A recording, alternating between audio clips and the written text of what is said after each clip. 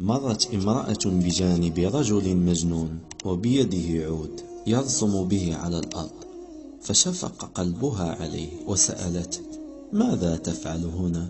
قال: أرسم الجنة وأقسمها إلى أجزاء.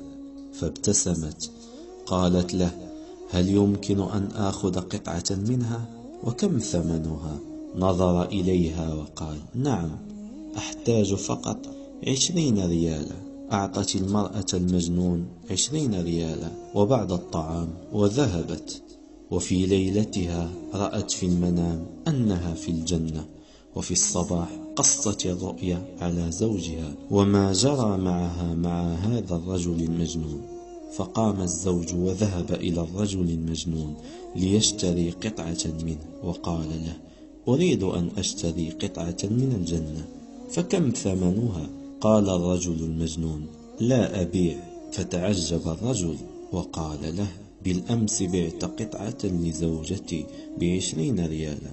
فقال الرجل المجنون: إن زوجتك لم تكن تطلب الجنة ب20 ريالا، بل كانت تجبر بخاطري، أما أنت فتطلب الجنة وحسب، والجنة ليس لها ثمن محدد، لأن دخولها يمر عبر جبر الخواطر. فيا إخواني، اجبروا خواطر بعضكم بعضا، فإنه من سار بين الناس جابرا للخواطر أنقذه الله من جوف المخاطر. لو استفدت من هذه القصة صلي على محمد صلى الله عليه وسلم، وقم بنشرها مع أصدقائك ليستفيد كل الناس. وشكرا لكم.